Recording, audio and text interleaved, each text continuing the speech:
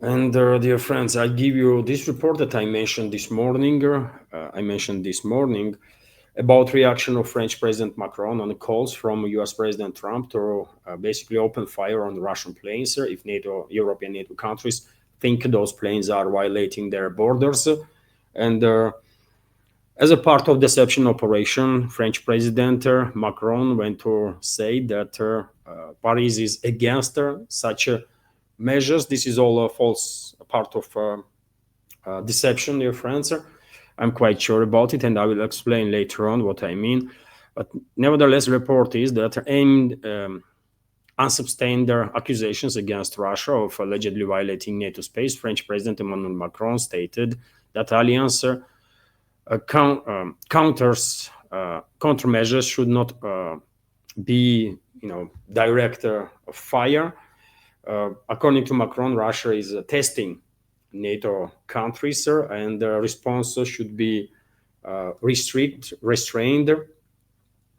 But yet again, I think this is a false continuation of the false flag operations that we see from NATO member states, from Poland, from Estonia, Romania, even Norway get engaged, involved in this crop stuff. Denmark is currently actively working on the false flag operations for the last several days. They are trying hard to blame Russia for whatever destructions they are experiencing, but I guess people not really are believing in this crop. But yes, that's what Macron says anyways, at least in public, that at least for now, NATO's response should be a cautious one, although other leaders among NATO member states are calling for fire to be opened on Russian planes, and therefore Russian ambassador in France stated that if NATO shuts down Russian planes, it will be war. Straight and clear. Russian ambassador to France, Alexei Mishkov, stated that if NATO were to shut down Russian aircraft, allegedly violating their airspace of alliance members, that would mean a war. Also, another quote here: "It will be war.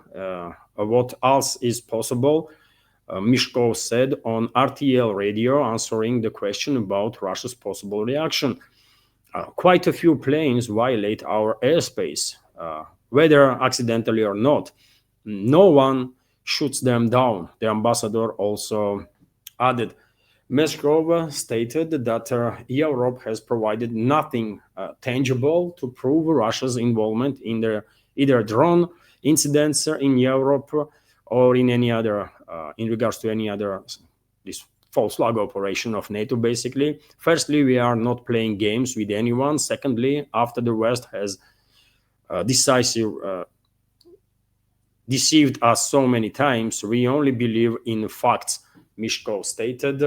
Well, rational answer from Russian diplomat there, and they're quite straightforward, isn't it? You shut down our planes, that means war. That's it. Right. Meanwhile, as I already said, dear friends, there is another false flag operation in workings right now in Europe, in Denmark to be precise. And for the last couple of days, Western propaganda is pushing some stories that some drones are circulating around some airports, around some military bases, and so on. Although Danish embassy commented on the situation and stated that they have no factual evidences to blame Russia for this. Right? Let me give you some details. The incidents involving disruptions to airport operations in Denmark are a staged provocation, and the Russian side categorically rejects any absurd speculations about its involvement. The Russian embassy in Copenhagen stated, "It is clear that the incidents involved the recorded disruptions at the Danish airports are staged provocation. It will undoubtedly be used as a pretext for further escalation of tensions in the interests of forces seeking by all means to prolong the Ukrainian conflict as much as possible and expand it to other countries." The Russian side categorically rejects any absurd speculations about its involvement in this incidents. Embassy said in a statement on its Telegram channel, but nevertheless, hysteria in Western propaganda means continue from Western so-called elites. Let me give you, for example, this report here that mystery drones spotted near the Danish airbase hosting F-35 jets. Denmark briefly shut down air traffic at the Aalborg airport on Wednesday after unidentified drones were spotted hovering near their runway, the latest in a string of unexpected sites that also include their facility that hosts the Danish fleet of F-16s and F-35 fighter jets. Northern Julian police said more than one drone was seen circling Aalborg with lights on around 9:44 p.m. local time on Wednesday. Authorities later reported that drones were also observed near airport in Esbjerg, Sanderborg, and Skratstrap, home to Denmark's fleet of F-16s and their newly arrived F-35s. Despite hours of monitoring and assisting from the Danish armed forces, the alleged unmanned aircraft remained unidentified. Officials could not say what type of drones they were, who launched them, and why. It is too early to say what the goal of the drones is and who is the actor behind. A police official told the reporters, adding that they would try to bring them down if possible. Eventually, the drones vanished without being intercepted. Incident comes just days after Copenhagen airport, their busiest in the Nordic region, was forced to hold flights for 4 hours due to similar sightings. Right? And yet again, dear friends, even though they're officially Danish so-called leadership is not blaming Russia, speculations on the media is already there, and you guess which side they are blaming. Of course, Russia, and therefore, statement of Russian embassy is important. Russian side clearly highlighted that this is, words were different that embassy used, but what they meant is this is a false flag operation of the hostile forces, right, that want prolongation of this proxy war against Russia that West is waging, and potentially even inclusion of some other countries in direct open hostilities, which is true, by the way. I said many times before, we are about to witness next phase of escalation from the collective West against Russia, and preparations, including false flag operations, only increasing, literally on daily basis, right? And also interesting report, I think, from RT that there was a massive blast that rocked a town in southern West England.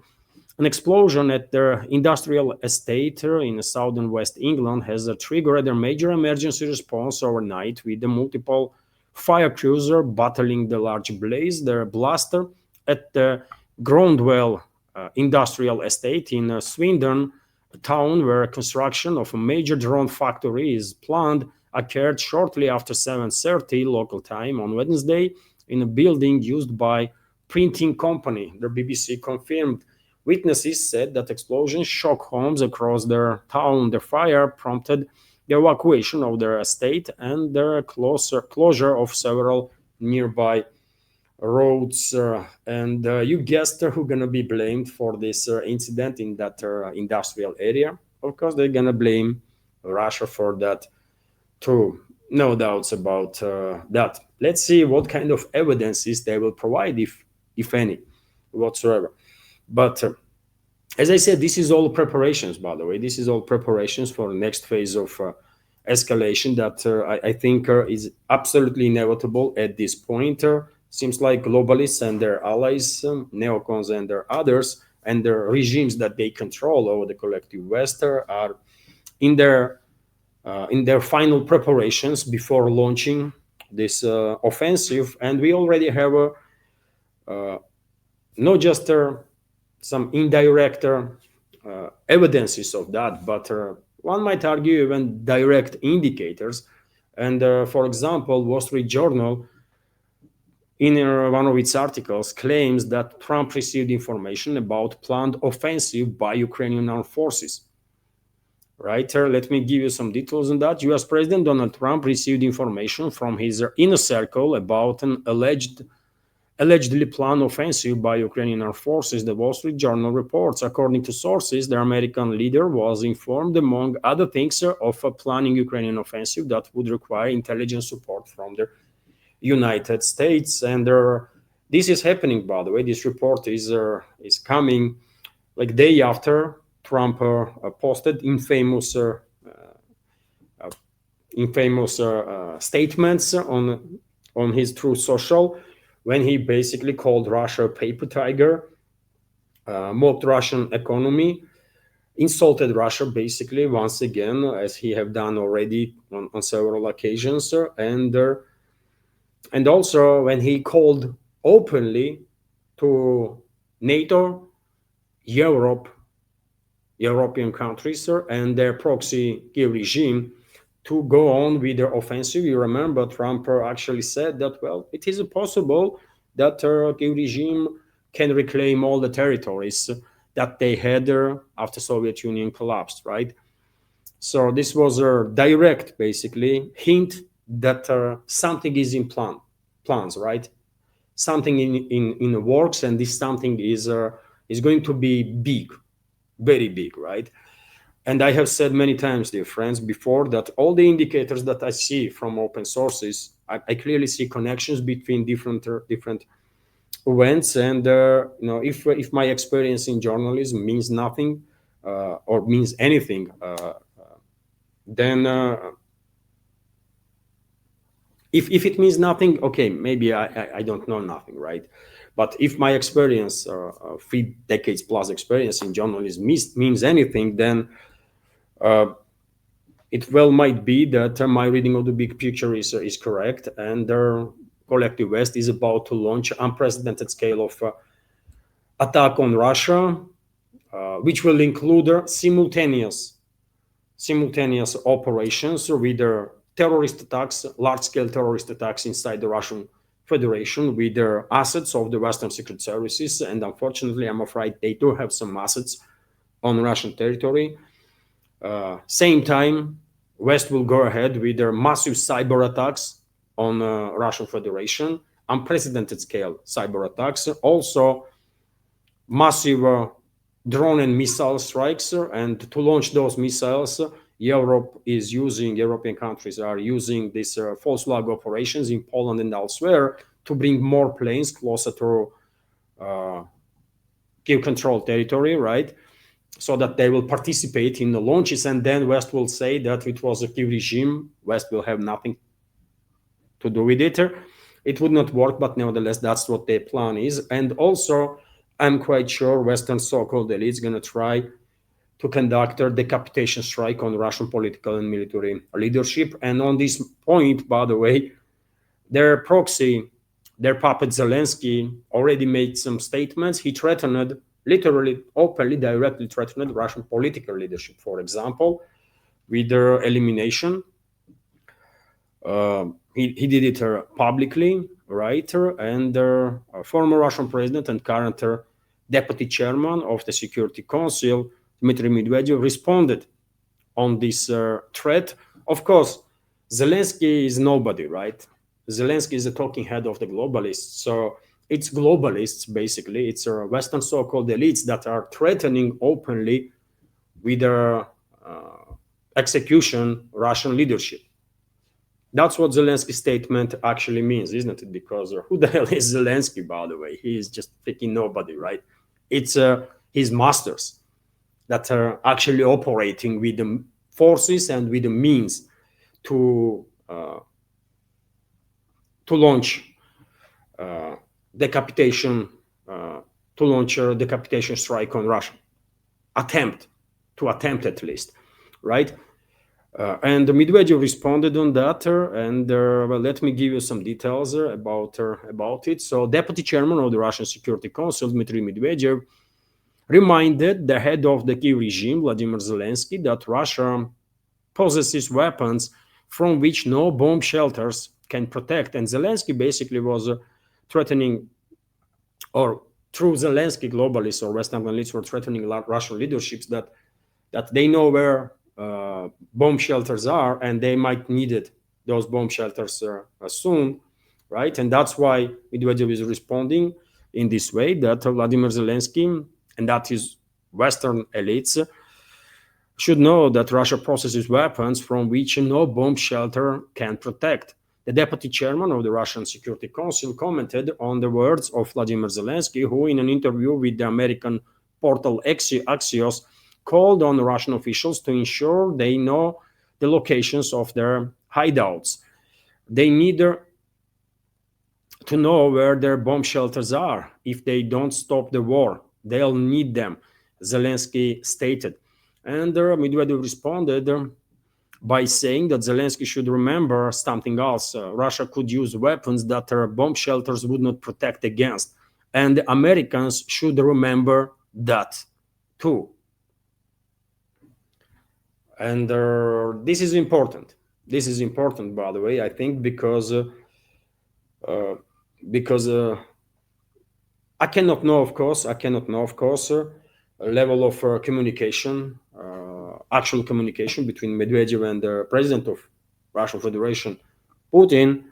But it well might be that Medvedev is sending message, direct warning to Washington and to collective West in general, that is coming not just from him personally, but maybe this message was talked with Putin too. And message is clear that Zelensky and everyone else, basically, including in Washington, should know that if it comes to it, then Russia has means to retaliate, and there are means that you cannot hide from, even in bunkers, right? So this is hint on nuclear weapons, obviously, and maybe on Oreshniks, because if you keep in mind the kinetic energy that those Oreshnik warheads have while entering their atmosphere from space with their hypersonic speed, then it is highly likely that they'll be able to penetrate even deepest bunkers in this world. So in any ways, this is definitely strong warning. I have shared this warning of the Medvedev on my Telegram and Twitter X pages, and I don't know will West listen to Russian side or not. Most likely they will not listen to Russian side, and they will continue their preparations for final assault on Russia. I guess that's how they see this next phase of escalation, and maybe because of this potential next level of escalation between NATO and Russia, Pentagon chief is urgently calling hundreds of generals and admirals. I will say this is sort of a breaking news too. Let me give you some details. So Pentagon Security Secretary Pat Hegseth ordered an urgent meeting of hundreds of senior U.S. military officials in Virginia, the Washington Post reports, citing sources. According to the publication, the order applies to almost all officers of the rank of brigadier general and above, including commanders in the conflict zones around the world. People are very worried. They don't understand what this means. One of their newspaper sources said. Another source noted that even commanders located abroad are required to attend the meeting in person. This is not usually done. He emphasized the meeting will take place next Tuesday at the Marine Corps base in Quantico, near Washington. Pentagon spokesman Sina Parnell declined their declined to disclose their agenda of this meeting. And this is a big deal, by the way. I don't remember any other time when all U.S. high-ranking officers were called in, literally all of them, or practically all of them, including from abroad. And this means they're going to discuss some stuff that is so secret at this point that they cannot send the messages. even through Pentagon's means, right? So they will discuss certain topics in person. And now you tell me, dear friends, what they're gonna discuss. What they're gonna discuss? Maybe actions or steps of Washington during this next phase of escalation that West will launch against Russia in upcoming days or weeks. In short, basically, maybe that's the reason that all those generals and admirals being called in. I don't think this level of meeting will be called for for Venezuela, for example. I really don't. Of course, Venezuela is a big deal, and US is about to launch an attack on Venezuela. But I don't think Pentagon will call all its generals and admirals for a meeting just for to discuss operation against Venezuelan leadership or Venezuela. So they're going to discuss something much bigger, and this, in my personal opinion, this something can be potential steps that Washington will take, Washington, Pentagon, and their other institutions, White House, Pentagon, and others will take during next phase of escalation that West will launch against Russia, and in the process and afterwards, potentially. You tell me what is your take, dear friends. Maybe I'm missing something there, but that's my interpretation of this news. Meanwhile, Trump had a meeting today with the president of Turkey. They discussed a couple of topics. Trump congratulated Erdogan with a successful, as he said, coup d'etat in Syria, successful regime change. Also, Trump stated that he spoke with, or he intends to talk to Erdogan about F-35 planes, and that means Washington will most likely once again demand from Turkey to get rid of Russian S-400 air defense systems. But then during their conversation with the media in Oval Office, Trump went to say that he's not going to use no more language like paper tiger and stuff. But then immediately went to claim that Russia gained virtually no land during the special military operation. I really struggle to understand how poorly informed Trump actually is.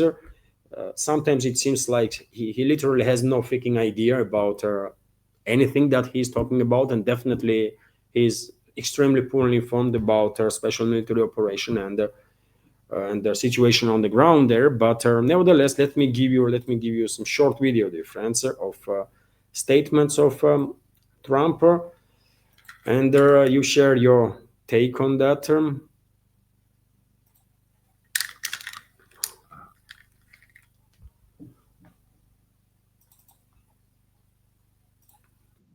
With all of the heavy bombardment over the last 2 weeks, they've gained almost no land. Think of that. They've gained almost no land. And I'm not going to ever call anybody a paper tiger, but Russia spent millions and millions of dollars in bombs, missiles, ammunition, and lives, their lives. And they've gained virtually no land. I think it's time to stop. I really do. So that's what Trump says himself, by the way. I mean, there's nothing to add there. He probably was briefed that Russia didn't gain control over there any territories whatsoever. Okay, but in reality, what happened is that according to Russian Defense Ministry, by the way, in 2025 alone, and this year is not finished yet, right? Russian forces liberated 4,740 square kilometers of the territory from the enemy forces. right? Russian troops have captured 205 settlements. I would not use word captured.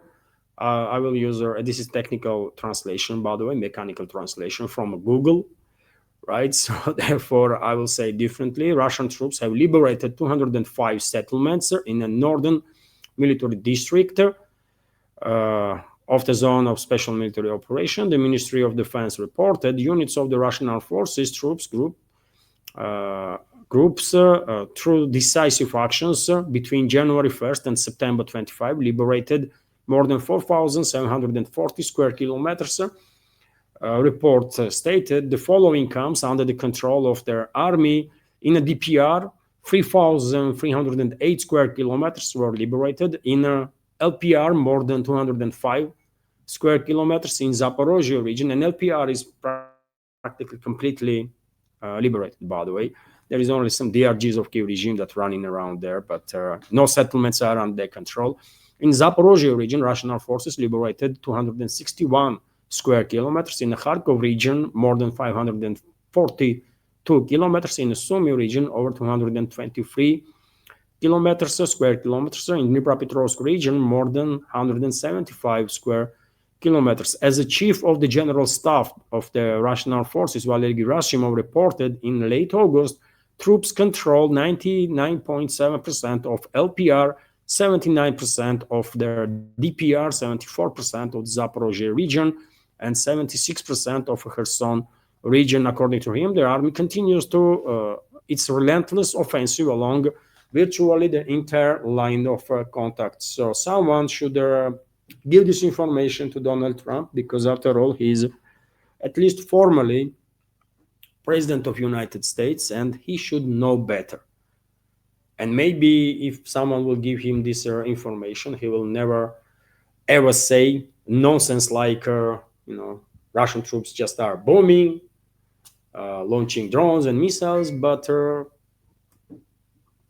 have not moving forward and not liberating nothing. And this is just 2025, by the way. I'm quite sure before this year will end, these numbers will be much higher. These numbers will be much higher. But nevertheless, let's continue on a major topic that is upcoming, in my personal opinion, unprecedented scale of escalation that West gonna launch against Russia. And on one side, we have direct, I will say, indicators that large-scale escalation is coming. But on the other hand, we have also massive deception operation on part of collective West.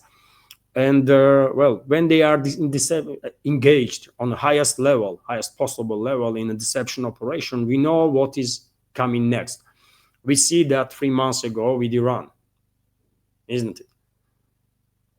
And let me explain what I mean by deception. You know, dear friends, that Trump has changed the rhetoric in last few days significantly. I mean, he made a U-turn, right? And began claiming that, Kiev regime, with assistance of NATO and Europe, well capable of reclaiming all the territories that have been liberated by Russia, and even go beyond, right? He was calling for actions, and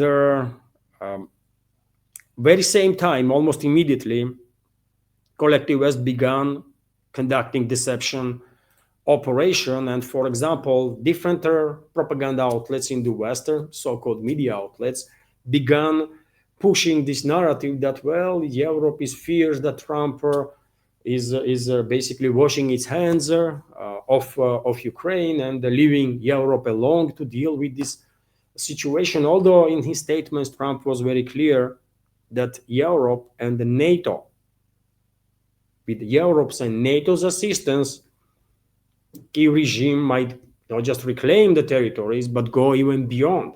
And what is the NATO? Last time I checked, US was a main force in the NATO. And today Trump was talking to second strongest military in NATO, with the president of the country, with the second strongest military in NATO, with the president of Turkey. And we don't know what they actually discussed behind the closed doors, right? So Trump was talking about NATO, not some separate European countries. But anyways, there is a hard push now by Western media to create this false narrative that Trump is washing hands, US is washing hands from Ukrainian crisis, from this proxy war, and leaving Europe to deal with the situation. For example, the Financial Times, yesterday I reported that Telegraph, isn't it? That was Telegraph, British media outlet, come up with such claims that Trump is washing hands. Today, Financial Times is making similar claims. European countries fear that US President Donald Trump will blame them for Kiev's military failures. The Financial Times reported. The newspaper noted that Trump has spent months trying to force Ukraine to recognize their territories it has lost to Russia.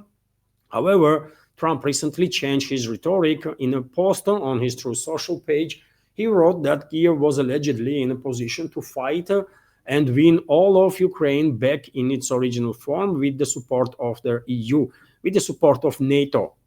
That's what Trump is talking about, and Trump was very clear that NATO can buy any volume of weapons from US, right, and use it in any way, shape, or form that they will like, right? So it's not just the EU, by the way. Clearly, they are lying to us, right? Several European officials have speculated that Trump intends to shift responsibility for Ukraine defense to Europe. According to German officials who spoke with the Financial Times, the US leader has set their bar very high. Another source believes that Trump is preparing an exit strategy so that he can blame Europe for failure if it's necessary. According to newspaper sources, EU leaders have concluded that Trump is no longer a reliable ally. At the same time, Trump's position were received positively in a number of cabinets, the newspaper pointed out.